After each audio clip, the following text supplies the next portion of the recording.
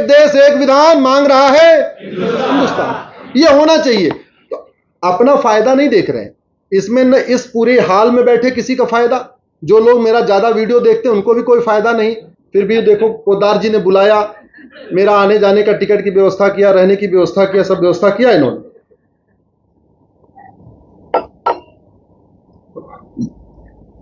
हिंदुओं को केवल इतना फायदा होगा कि शादी विवाह का रजिस्ट्रेशन कंपलसरी हो जाएगा, जो अभी कानूनन नहीं है।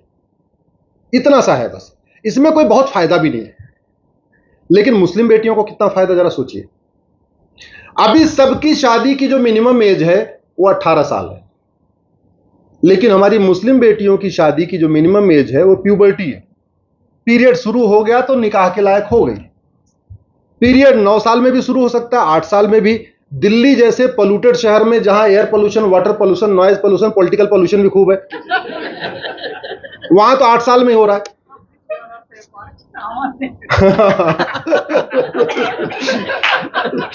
तो हाँ, जिसका मैं फाउंडर मेंबर रहा हूं।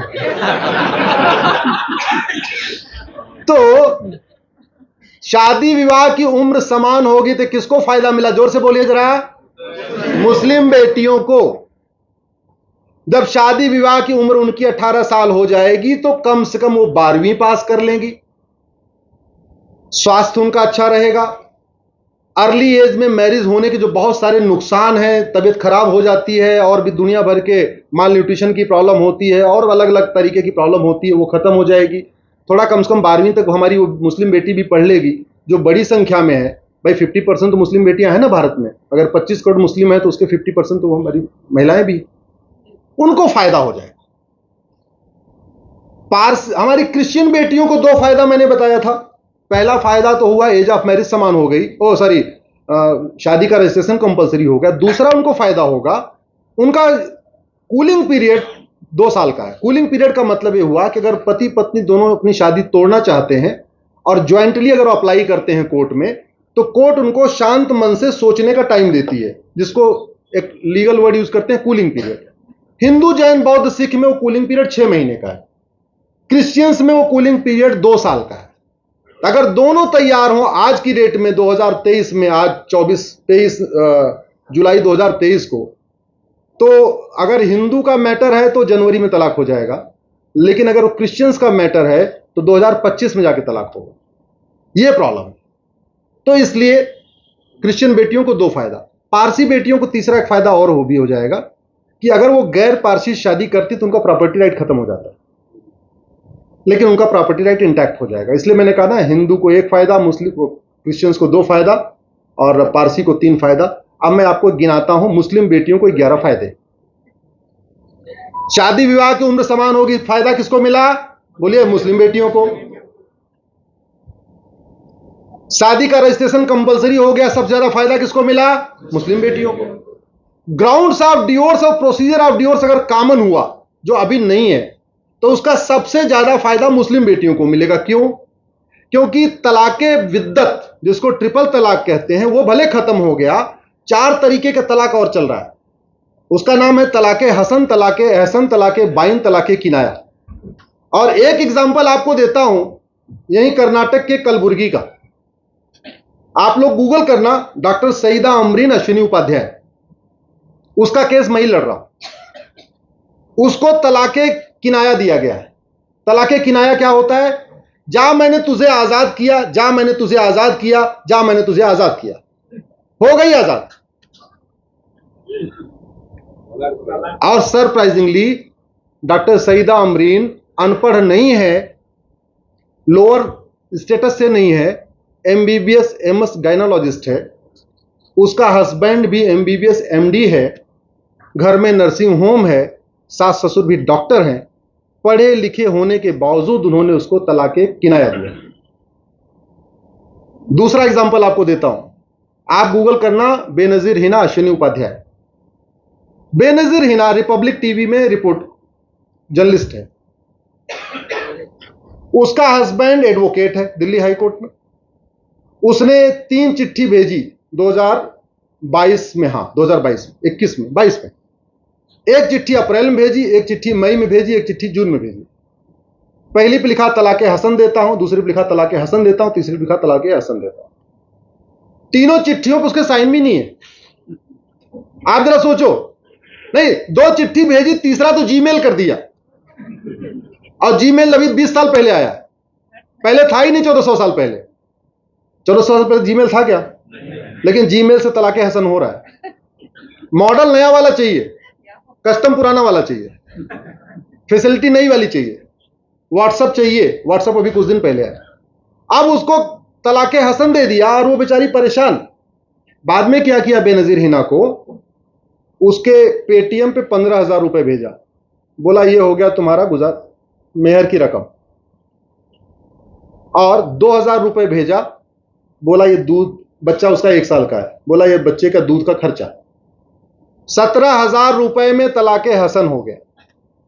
चिट्ठी पे कहीं साइन नहीं, और तलाके हसन हो गया। मैंने उसको सुप्रीम कोर्ट में चैलेंज किया है। तो ये भी तलाके बिद्दत भले खत्म हुआ, ट्रिपल तलाक जिसको कहते हैं, 4 तलाक, तलाके हसन, तलाके बाइन, तलाके किनाया, 4 चल रहे हैं। ये चारों एक तरफा हैं, ये चारों ईमेल से हो रहे हैं, कुरियर से हो रहे हैं, स्पीड पोस्ट से हो रहे हैं, व्हाट्सएप से हो रहे हैं। तो जब कॉमन सिविल कोड आएगा तो ग्राउंड्स ऑफ डिवोर्स और प्रोसीजर ऑफ डिवोर्स सबका एक हो जाएगा, सबका कोर्ट के जरिए होगा। तो हिंदू, जैन, बौद्ध, सिख में पहले कोर्ट के जरिए होता है, क्रिश्चियंस का पहले कोर्ट के जरिए होता है। फायदा किसको मिला? हमारी मुस्लिम बेटियों को। गुजारा भत्ता हिंदू, जैन, बौद्ध, सिख को पहले मिलता है। परेशान कौन है? मुस्लिम बेटी, जिसको 15,000 रुपए पेटीएम कर दिया। सोचो, वो पढ़ी लिखी है, जर्नलिस्ट है, हस्बैंड पढ़ा लिखा वकील है, और 15,000 रुपए पेटीएम किया, बोले तुम्हारा खर्चा बर्चा हो गया, 2,000 भेजा दिले, दूध पीने का खर्चा हो गया। आप कल्पना करिए कि असम के देहाती एरिया में, छत्तीसगढ़ के, बिहार के, बंगाल के, उत्तर प्रदेश के रूरल एरिया में रहने वाली बेटियों के साथ क्या होता होगा। जब नोएडा की बेनजीर हिना, जो रिपोर्टर जर्नलिस्ट है, दिल्ली का उसका हस्बैंड जो वकील है, जब वो ये काम कर रहा है, तो जो गांव में गरीब जो छोटा काम करते हैं उनके बेटियों के साथ क्या हो रहा हो, कल्पना करिए। जब कलबुर्गी की डॉक्टर सईदा अमरीन के साथ ये हो सकता है, जो खुद डॉक्टर है, एमबीबीएस एमएस है, तो अनपढ़ गरीब या पिछड़े एरिया में जो रहने वाले, झबुआ में रहने वाले, या आपके मुर्शिदाबाद में रहने वाले, या और भी जो रूरल एरिया, वहां क्या होता होगा। तो यूसीसी आएगा तो grounds of divorce, procedure of divorce समान हो जाएगा।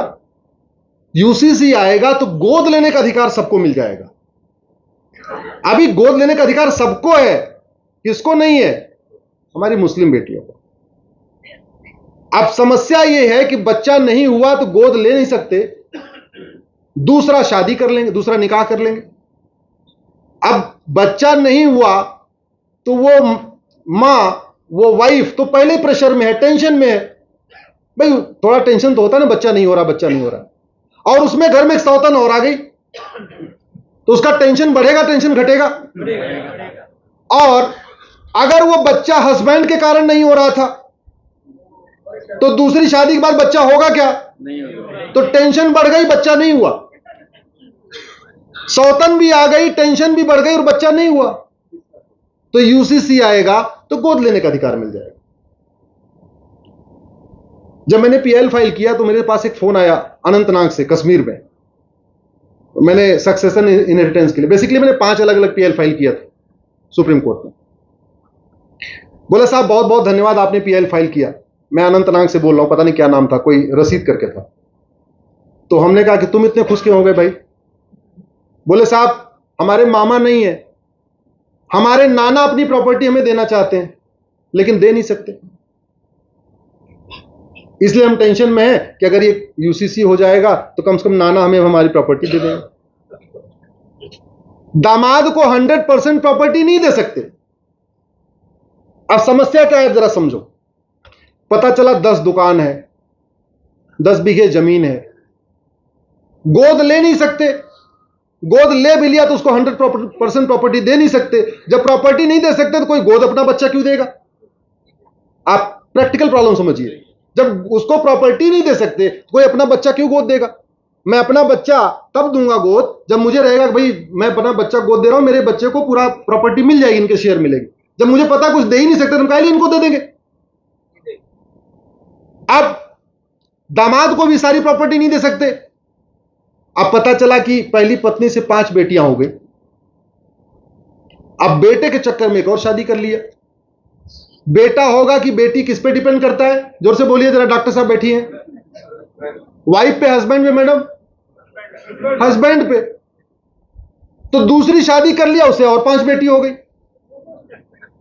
तो बेटे की चाह में दूसरी शादी किया, पहले ही 5 बेटी 5 बेटी और 10 बेटी।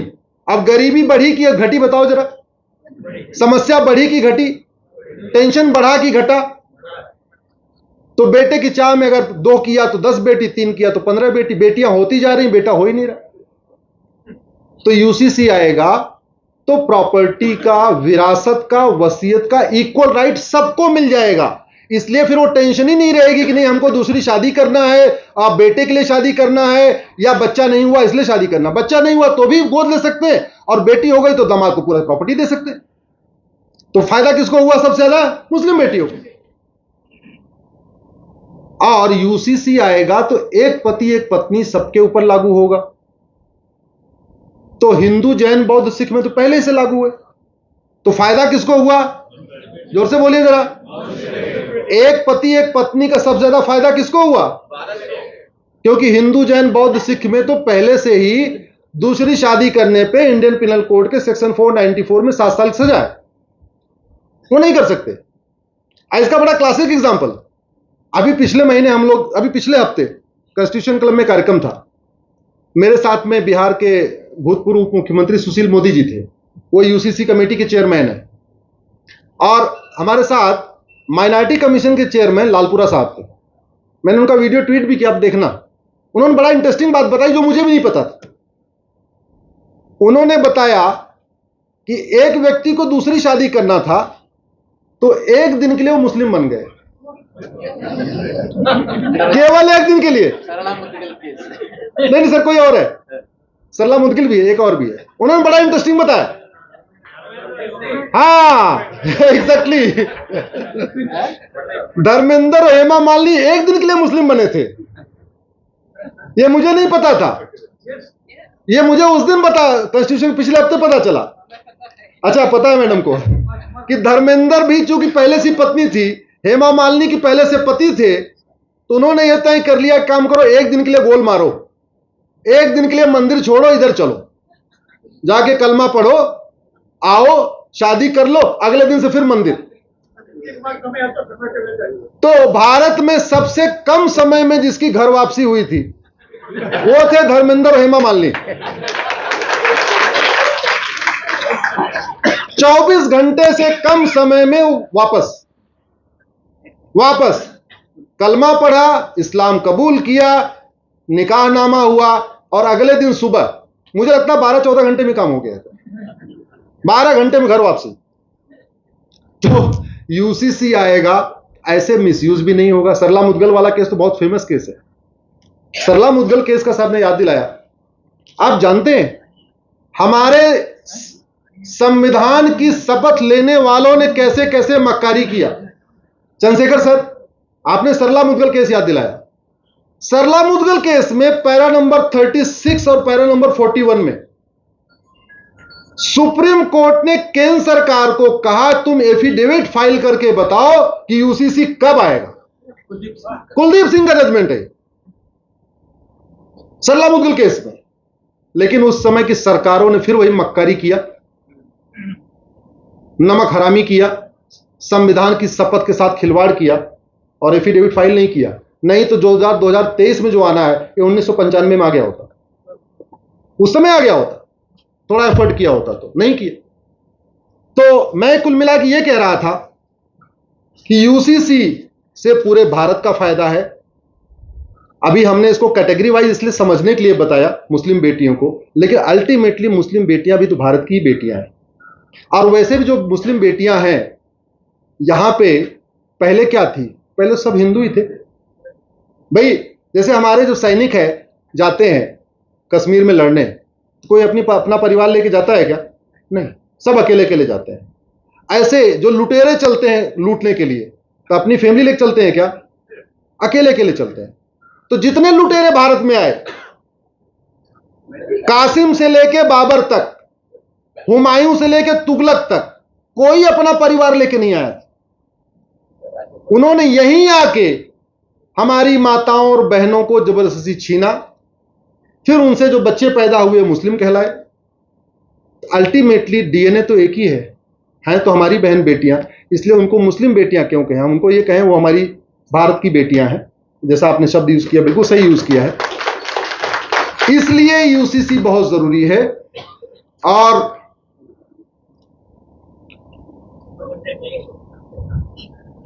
मैं तो आप लोगों को देख रहा हूं, कुछ लोग पीछे खड़े हैं, स्थान की कमी हो रही है। सिर्फ 1 घंटा हो। अच्छा ठीक, प्लीज।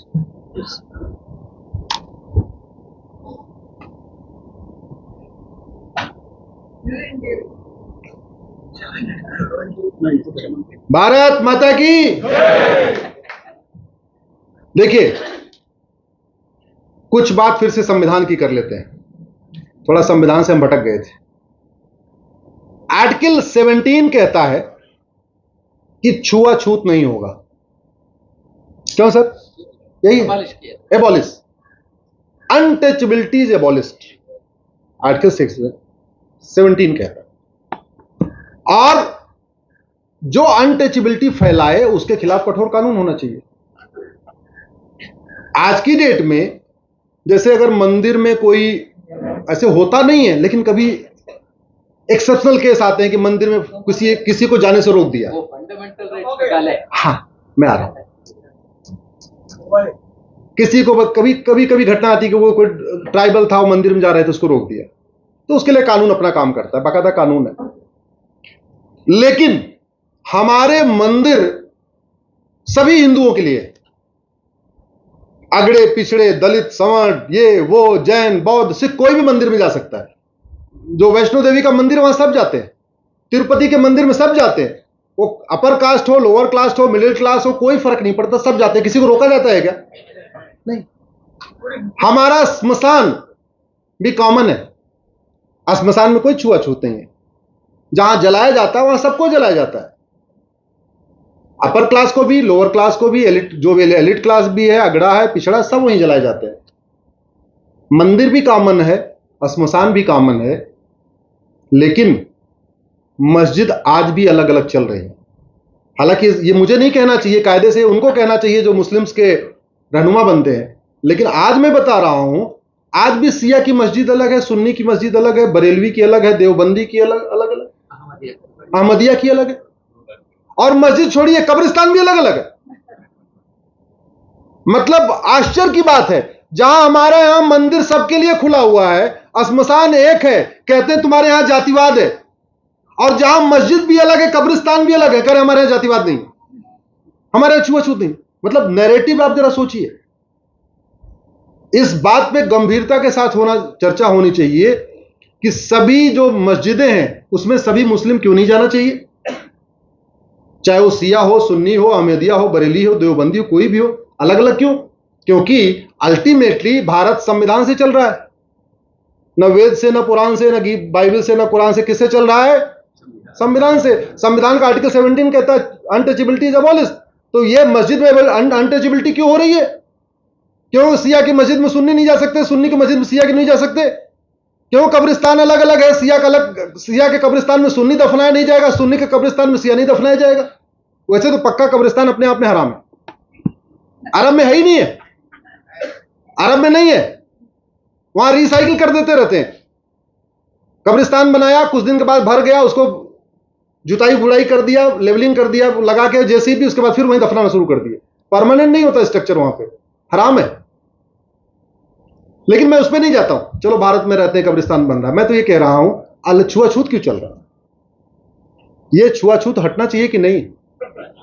और अगर आप भारत में रह के और फिर भी वो छुआछूत फैला रहे हो तो फिर आप संविधान को नहीं मानते, और जब संविधान को नहीं मानते इसका मतलब आप भारत के नागरिक नहीं हो।